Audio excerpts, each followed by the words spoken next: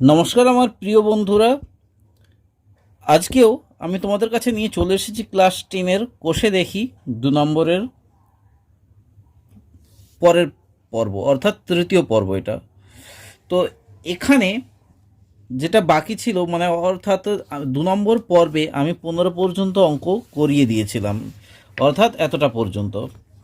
তো আজকে আমি তোমাদেরকে এই 16 থেকে করাবো। তো 16 থেকে করানোর আগে তোমাদেরকে আমি একটা কিছু কথা বলবো, সেটা হচ্ছে এর যে আগের পর্বগুলো আমি তোমাদেরকে দেখিয়েছিলাম বা কষিয়ে দেখেছিলাম, আশা করি সেই অঙ্কগুলো তোমরা খুব ভালো করে প্র্যাকটিস করেছো।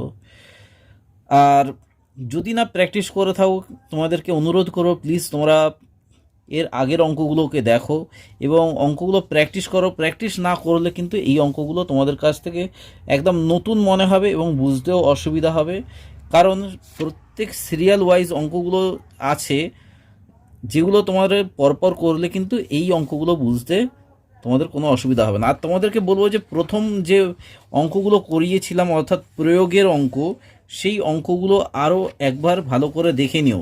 যেমন হচ্ছে এখানে একটা প্রয়োগের অঙ্ক করিয়েছিলাম, এই সমাপিসির অঙ্কটা, এটা কিন্তু মোস্ট ইম্পর্ট্যান্ট অঙ্ক, যখন তখন পরীক্ষাতে কিন্তু চলে আসে অনেক সময়।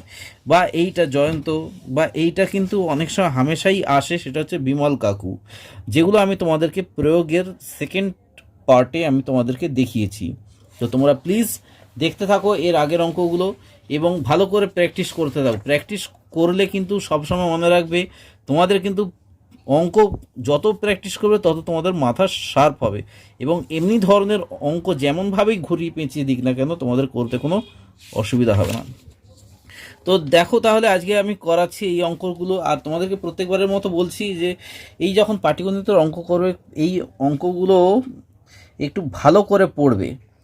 অনেক সময় মানে কিছু কিছু আমাদের বন্ধুরা রয়েছে যারা পড়তে গিয়ে অনেক সময় বুঝতে পারে না, বা কিছু কিছু পড়তে গিয়ে আটকে যায়, সেক্ষেত্রে কিন্তু এই অঙ্কগুলো ভুল হওয়ার অনেক চান্স থাকে। তো যখন পড়বে পরিষ্কারভাবে পড়বে এবং একবার না বুঝতে পারলে বারবার পড়বে, তাহলেই দেখবে তোমাদের কিন্তু অর্ধেকটা অঙ্ক তোমাদের ওখানেই সলভ হয়ে যাবে পড়ার সঙ্গে সঙ্গে। তো দেখো তাহলে আজকে পড়ছি। আসলাম চাচা কর্মক্ষেত্র থেকে অবসর নেওয়ার সময় 1 লাখ টাকা পেলেন। তাহলে কি, আসলাম চাচা কর্মক্ষেত্র থেকে অবসর নেওয়ার মানে যখন কাজ থেকে রিটায়ার হয়ে গেল, মানে 60 বছর পর, তখন তিনি কত টাকা পেলেন না 1 লাখ টাকা পেলেন। ওই টাকার কিছুটা তিনি ব্যাংকে এবং বাকিটা পোস্ট অফিসে রাখলেন।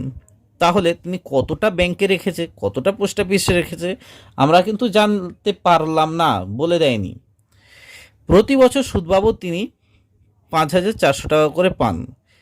তাহলে দেখে নাও, মোট 5,400 টাকা তিনি সুদ পান, মানে 1 লাখ টাকা থেকে মোট 5,400 টাকা তিনি সুদ পান। এবং ব্যাংকে কত টাকা রেখেছে পোস্ট অফিসে কত টাকা রেখেছে জানি না, এবং ব্যাংক এবং পোস্ট অফিস মিলিয়ে সুদ পায় প্রত্যেক বছরে 5,400 টাকা। আশা করি বোঝা গেল। ব্যাংক এবং পোস্ট অফিসের বার্ষিক সরল সুদের হার আমাকে বলে দিয়েছে যে 5% এবং 6%। তবে তিনি কোথায় কত টাকা জমা রেখেছিলেন হিসাব করে দেখি। আশা করি এখানে কোনো অসুবিধা হয়নি তোমাদের বুঝতে। তাহলে 1 লাখ টাকা পেয়েছে, মোট ব্যাংক এবং পোস্ট অফিস মিলিয়ে প্রত্যেক বছরে 5,400 টাকা করে পায়। ব্যাংক এবং পোস্ট অফিসের সরল সুদের হার হচ্ছে 5% এবং 6%। তাহলে তিনি কোথায় কত টাকা জমা রেখেছিলেন, অর্থাৎ আমাকে বের করতে হবে আসলটা, অর্থাৎ প্রিন্সিপালটা বের করতে হবে, কোন ব্যাংকে কত এবং পোস্ট অফিসে কত। তাহলে দেখো এই অঙ্কটা কিন্তু ভীষণ সোজা। দেখো তোমাদেরকে যদি আমি এটা কিন্তু এক্স ধরে করতে হবে, তোমাদেরকে যদি একবার করিয়ে দিই দেখবে তোমাদের কিন্তু কোনো দিনই মাথা থেকে আউট হবে না। তো দেখো চলো প্র্যাকটিস করে নিই। তো তারপর থেকে শুরু করছি 16 নম্বরেরটা। ধরি তিনি ব্যাংকে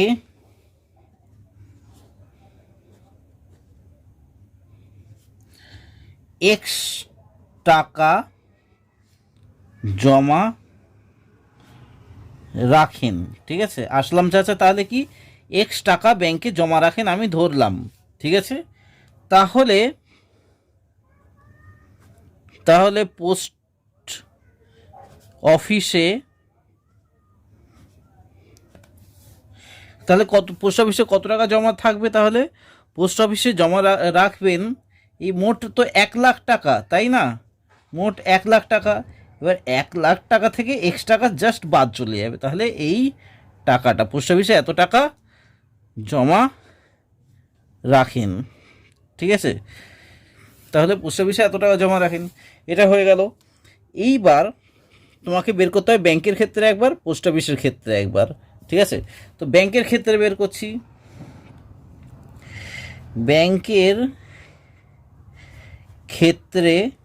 ক্ষেত্রে দেখো ভালো করে, এই জিনিসটা তলায় দাগ দিয়ে দাও, তাহলে বুঝতে আরও সুবিধা হবে মার্ক করে রাখার মতো।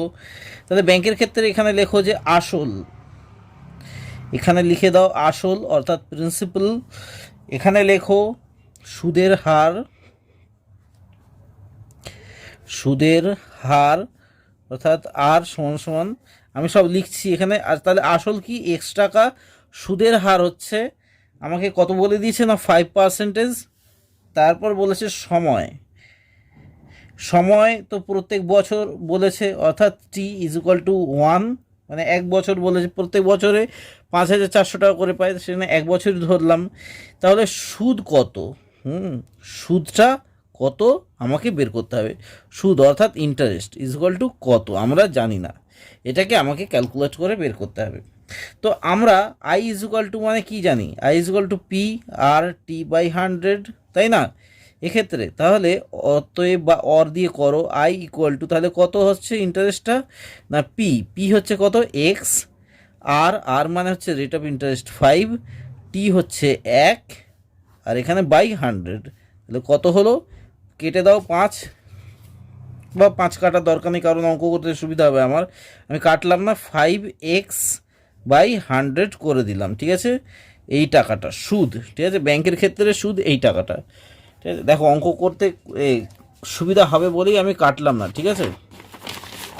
এইবার পোস্ট অফিসের ক্ষেত্রে বের করো। পোস্ট অফিসের ক্ষেত্রে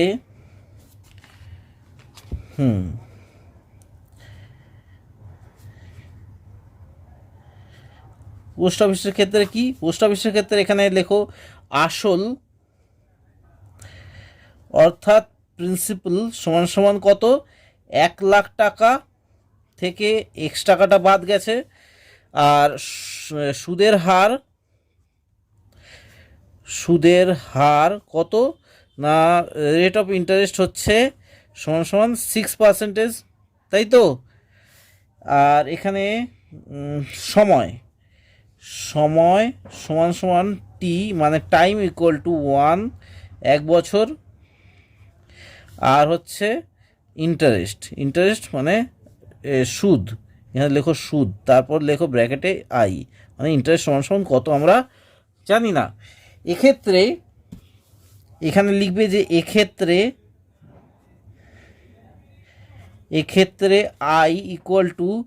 I=P/T/100 আবার লিখলে, তাই না? এইবার জাস্ট মানটা বসিয়ে দাও, এখানে পি এর মানটা হচ্ছে 1,00,000 টাকা বিয়োগ এক্স, ঠিক আছে, গুণ আর এর মান হচ্ছে 6%, টি এর মান হচ্ছে 1 আর বাই 100 অর্থাৎ এইটা, ঠিক আছে? আশা করি বুঝতে অসুবিধা হয়নি, একদম সোজা রয়েছে। এইবার কি রয়েছে দেখো ভালো করে, শর্তানুসারে দুটো সুদ আমি পেয়ে গেলাম, শর্তানুসারে কি দুটো সুদ পেয়ে গেছি আমি। ব্যাংকের সুদটা কত, ব্যাংকের সুদটা হচ্ছে 5x/100 ছিল, তাই না? ভালো করে দেখো খাতাটা, 5x/100 প্লাস এইটা হচ্ছে পোস্ট অফিসের সুদ, অর্থাৎ 1,00,000 মাইনাস এক্স গুণ 6 গুণ 1/100, ঠিক আছে? এইটা সমান সমান, মানে এই যে ব্যাংকের সুদ আর পোস্ট অফিসের সুদ, এদের দুটো সুদ মিলিয়ে কত না 5,400 টাকা করে, যেটা প্রত্যেক বছর পাচ্ছে মোট সুদ, ঠিক আছে? এটা হচ্ছে তোমার সমীকরণ। এবার সমীকরণের অঙ্ক তো তোমরা জানোই, এদের মধ্যে লসাগু হয়ে যাবে, অর্থাৎ লসাগু করে দাও, লসাগু হয়ে গিয়ে 100 হয়ে যায়, ঠিক আছে? এদের মধ্যে লসাগু হয়ে গিয়ে 100 হয়ে গেল। তারপর এটা 5x যেমন আছে তেমনই বসে যাবে, প্লাস এখানে তারপর কি হবে ক্যালকুলেট করো। হ্যাঁ, এটা 6 রয়েছে আর এটা 1 রয়েছে, 6-এর সঙ্গে আগে এটা গুণ হয়ে যাবে আর ওপরে যা আছে তাই বসে যাবে। যেহেতু নিচের হরগুলো একই, সেই জন্য এইগুলোর গুণ করে মানে একই বসবে। যেমন এখানে 5x বসলো, তাহলে এখানে কত হবে 6, 6 একে 6 হয়, 6-এর সঙ্গে এইটা গুণ করে দাও, তাহলে কত হয় 6 লাখ হয়ে গেল। ঠিক আছে, 6 লাখ মাইনাস আছে -6x, ঠিক আছে, 6 লাখ -6x। তো 6 দিয়ে একবার এইটা গুণ করলে, 6 দিয়ে একবার এইটা গুণ করতে হবে। আর মাইনাসটা একটু মনে রেখে ভালো করে বুঝে দেবে, ঠিক আছে। এটা হয়ে গেল সমান সমান 5400। এটা অর লিখবে, ঠিক আছে। আবার অর লেখো বা লিখে তোমরা অঙ্ক করবে।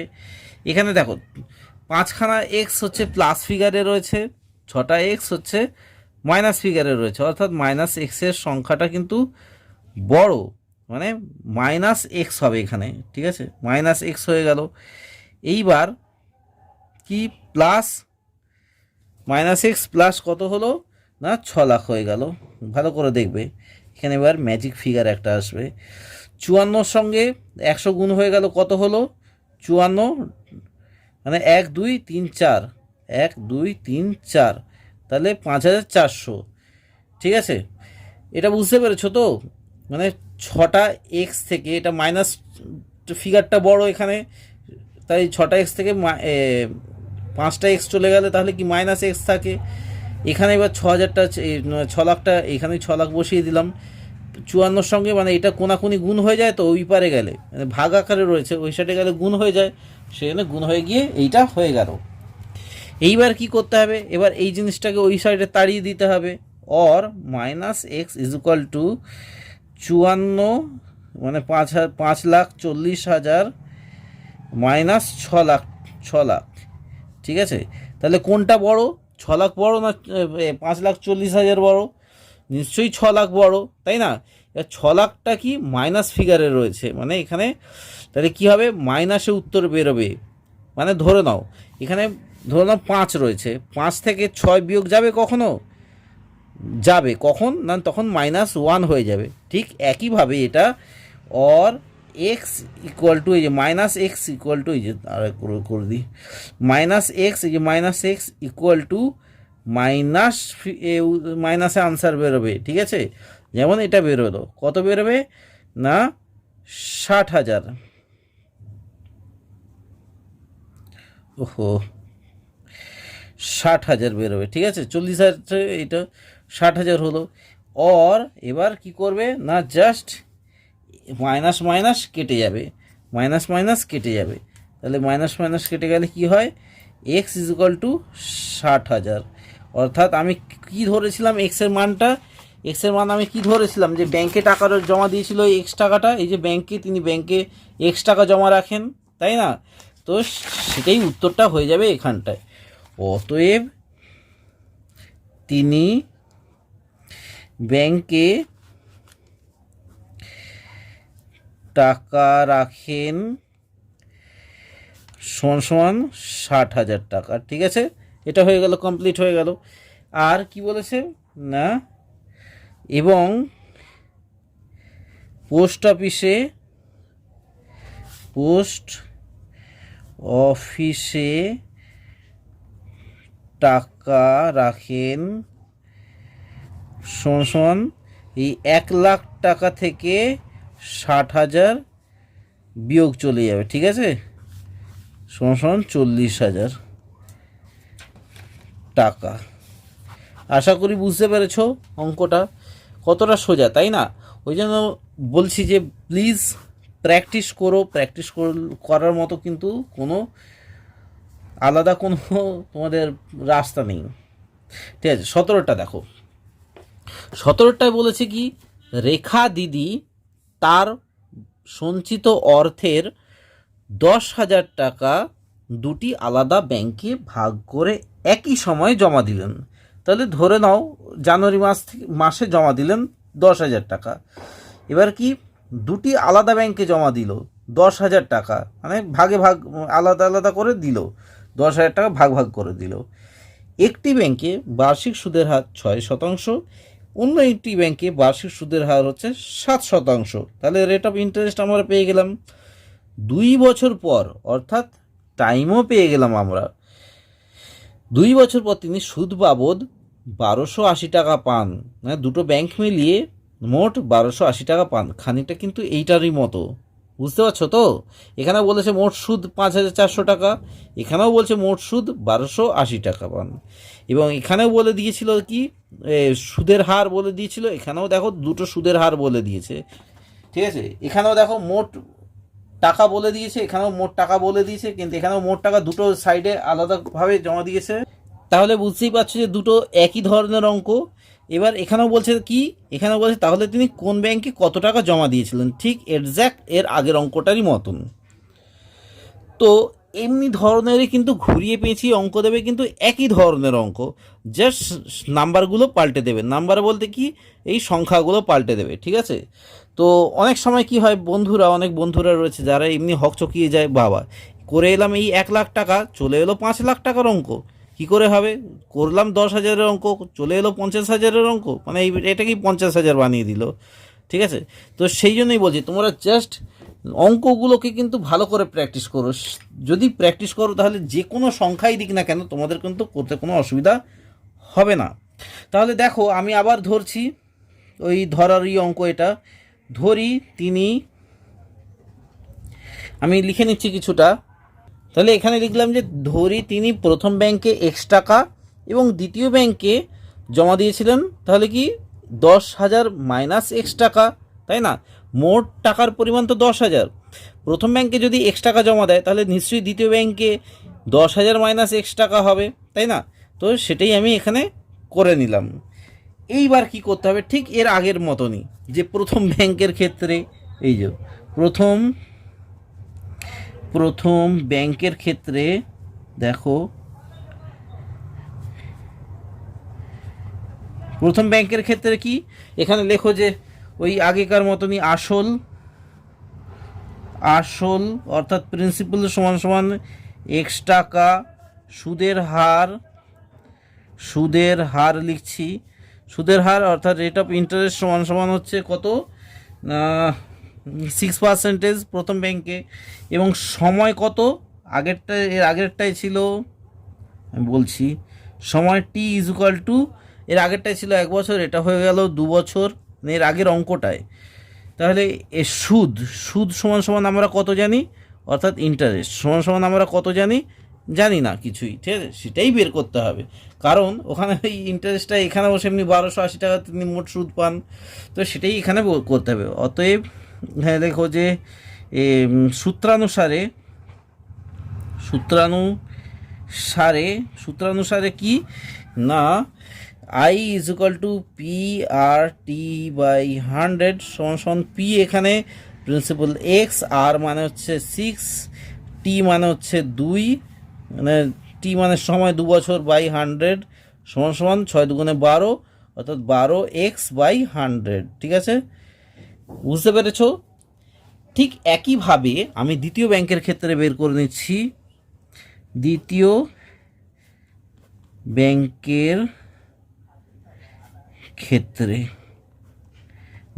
ক্ষেত্রে কি, এখানে একটা দাগ টেনে দাও, তাহলে বুঝতে আরো সুবিধা হবে। আসল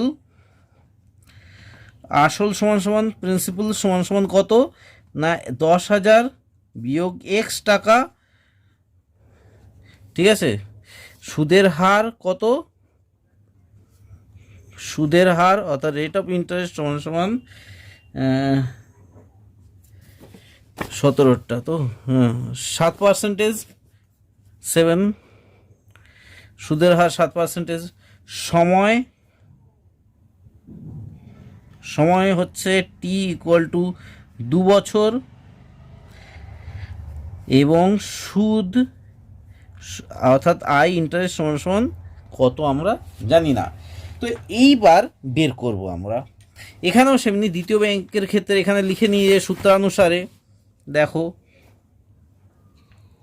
সূত্রানুসারে কি না, I is equal to PR/T/100। P principal মানে কত, প্রিন্সিপাল মানে হচ্ছে 10,000 বিয়োগ এক্স ইন্টু আর, আর মানে রেট অফ ইন্টারেস্ট হচ্ছে 7%, আর টি টাইম হচ্ছে 2 বছর। ঠিক আছে, এটা ব্র্যাকেটে করে দাও বাই 100। ঠিক এর আগেরটার মতো যে অতএব শর্তানুসারে,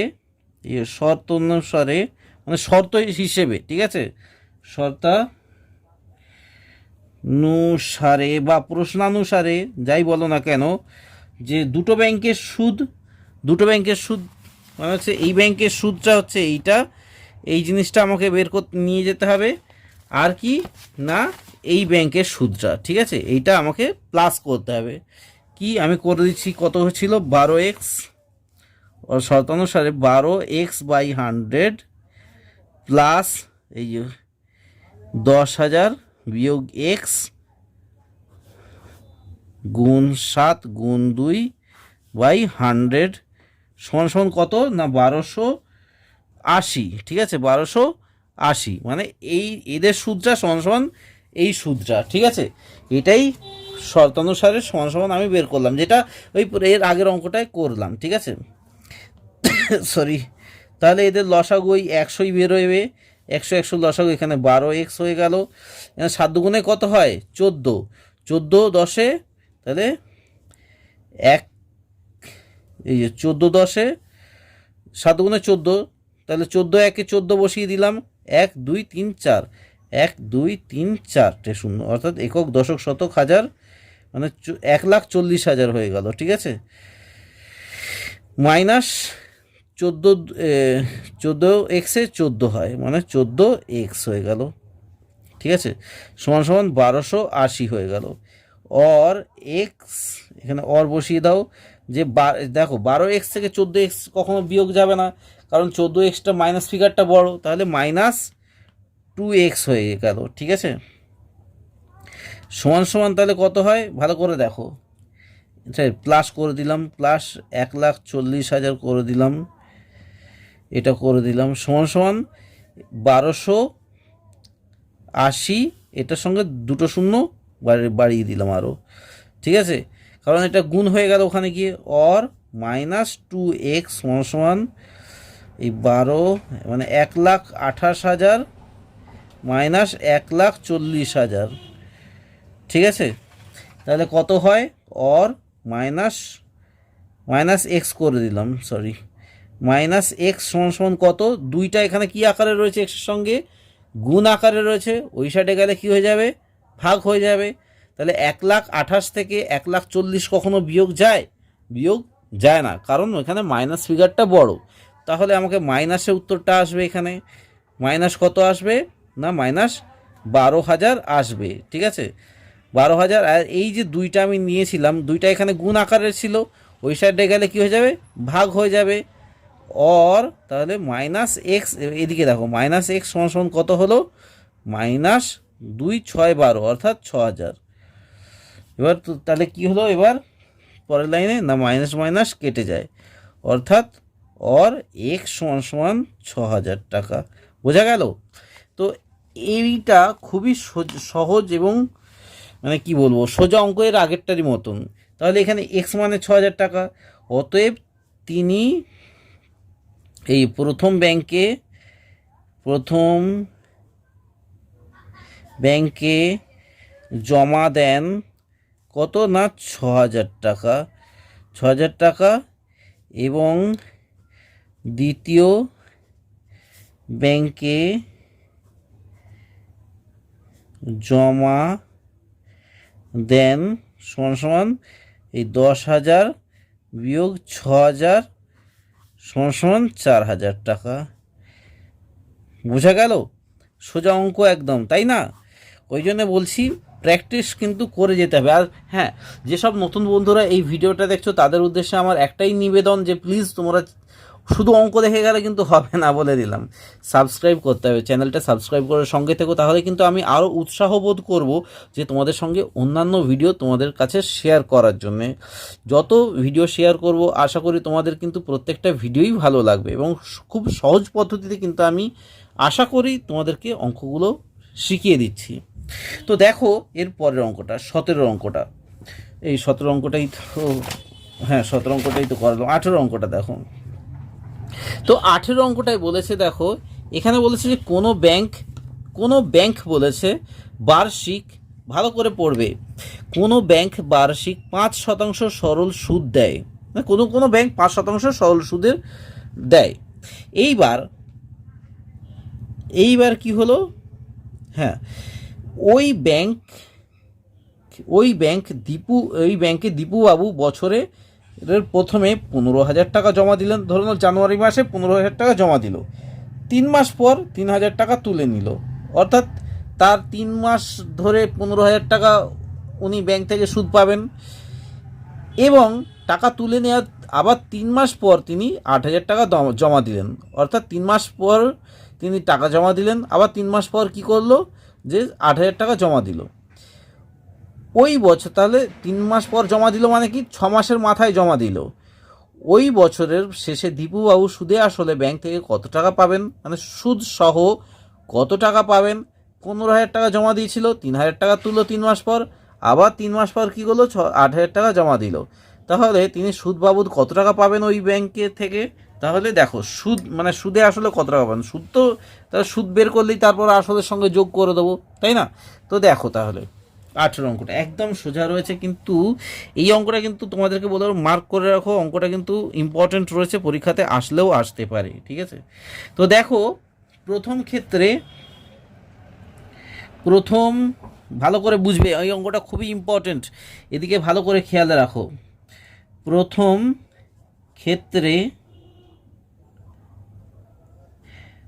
ক্ষেত্রে কি পি, মানে প্রথম ক্ষেত্রে প্রিন্সিপাল, মানে আমি লিখেই দিচ্ছি যে আসল, প্রথম ক্ষেত্রে আসল, অর্থাৎ পি ইজ ইকুয়াল টু কত না 15,000 টাকা, ঠিক আছে। প্রথম ক্ষেত্রে সময় সমান সমান টি ইজ ইকুয়াল টু কত না 3 মাস, 3 মাস মানে হচ্ছে কত বছর, যেহেতু আমাকে বছরে বার্ষিক সুদের হার কত 5%, সেই হিসেবে সময় হচ্ছে 3 মাস সমান সমান 3/12 বছর, মানে হচ্ছে 3 একে 3 3 4 12, অর্থাৎ 3 একে 3 3 4 12, মানে হচ্ছে 1/4 বছর, মানে 3 মাস মানে 1/4 বছর। এবং সুদ মানে কি ইন্টারেস্ট সমান সমান আই ইজ ইকুয়াল টু জানি না আমরা, ঠিক আছে। এইটা তো গেল এইটা, তো এইখানে কি অতএব সুদ এখানে লিখে দাও, অর্থাৎ আই ইজ ইকুয়াল টু কত, এখানে আমি ডাইরেক্ট বসিয়ে দিচ্ছি আর আলাদাভাবে লিখছি না। পি কত না 15,000, আর হচ্ছে রেট অফ ইন্টারেস্ট কত 5%, টি মানে হচ্ছে সময় হচ্ছে কত, সময় হচ্ছে 1/4, অর্থাৎ আমি এখানে করে দিলাম 1/4 ইন্টু 100, ঠিক আছে। আশা করি বুঝতে পেরেছো যে 1/4 ইন্টু 100, এটা প্রথম ক্ষেত্রে গেল। দ্বিতীয় ক্ষেত্রে কি, এটা জাস্ট 3 মাসের জন্য খেটেছে বলে টাকাটা। দ্বিতীয় ক্ষেত্রে কি 3,000 টাকা তুলে নিয়েছে ব্যাংক থেকে, তাহলে 3,000 টাকা তুলে নিলে কি হয়ে যাবে, আসল মানে 3,000 টাকা তুলে নিলে ওই 3 মাস খাটবে, তাহলে ওই 3,000 টাকাটা আসল, অর্থাৎ পি ইজ ইকুয়াল টু কত, পি ইজ ইকুয়াল টু 15,000 বিয়োগ 3,000, ঠিক আছে। এটা আমাকে কিন্তু করতে হবে, অর্থাৎ 12,000। দ্বিতীয় ক্ষেত্রে আসল হচ্ছে 12,000, সময় সেক্ষেত্রে কি সময় হচ্ছে 3 মাস, কারণ 3 মাস কেটেছে, 3 মাস সমান সমান কত 1/4 বছর, এই যে 1/4 বছর, এটা কিন্তু করতে হবে। তাহলে সুদ সমান সমান কত, সুদ সমান সমান ইন্টারেস্ট সমান সমান জানি না আমরা, তাহলে এখানে লিখে দাও, অতএব I is equal to direct আমি করে দিচ্ছি, এই পি হচ্ছে এখানে 12,000 পি, আর হচ্ছে 5%, ঠিক আছে। টি মানে হচ্ছে 1/4 বছর গুণ 100, ঠিক আছে। এটা হয়ে গেল, আশা করি বুঝতে কোনো অসুবিধা হয়নি, এখানটায় সোজা আছে তাই না। এরপর কি হবে আমি বলে দিচ্ছি, এরপর আবার তৃতীয় ক্ষেত্রে কি আছে দেখে নাও। তৃতীয় ক্ষেত্রে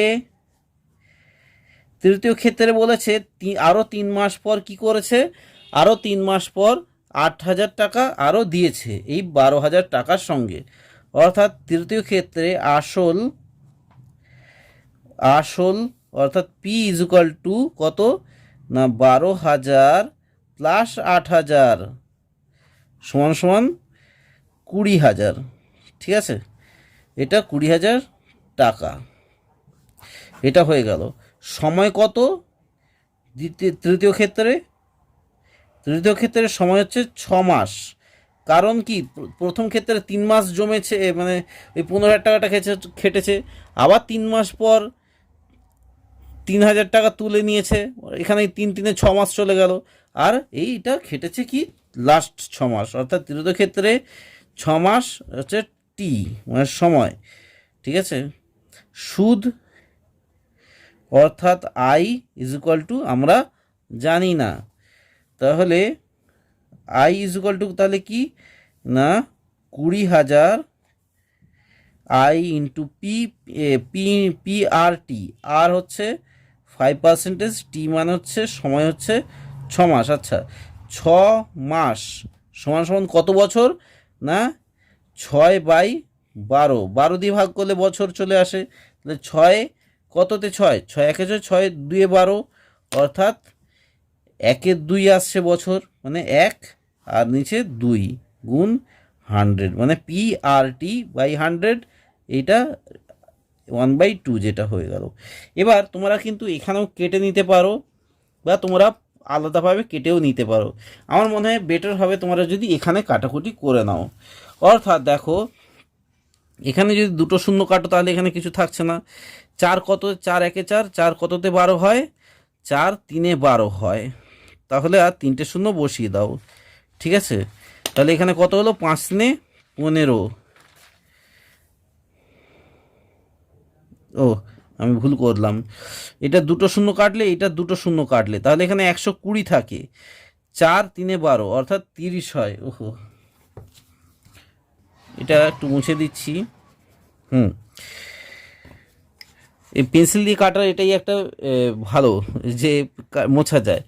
তাহলে 2 শূন্য কাটলে 2 শূন্য কাটা হলো। ঠিক আছে, 4 একে 4, 4 3-এ 12 অর্থাৎ 30 হলো, তাহলে 3 5-এ 15, অর্থাৎ এখানে কত আসছে 150 টাকা। এক্ষেত্রে এটা একটু মার্ক করে রাখো। ঠিক আছে, এমনি করে মার্ক করে রাখবে।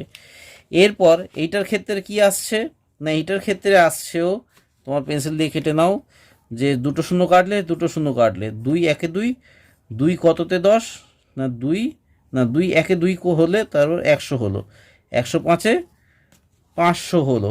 ঠিক আছে, 500 টাকা এক্ষেত্রে। ঠিক আছে, এদের 500 টাকা। এবার এক্ষেত্রে কত হবে সেটা কিন্তু দেখতে হবে। এটা 2 শূন্য কাটলে 2 শূন্য কাটলে, ঠিক আছে, 2 2-এ 4, ঠিক আছে, 2 কতদের 150 না 75-এ 150 হয়। এবার আমাকে গুণ করতে হবে 5, 5-এ 25-এর 5 হাতে থাকে কত 2, 5 7-এ 35, 36, 37, 37/2 সমান সমান কত আসে না 2 2 একে 2, 2 8, 2 8-এ 16, 2 8-এ 16, 1 5, 2 7-এ 14, এটা 50 থাকে। ঠিক আছে, আশা করি বুঝতে পেরেছো এটা, এবং এটা টাকা করে দাও। তাহলে এইটা আমার কাটাকুটি কিন্তু হয়ে গেল ভালো মতো।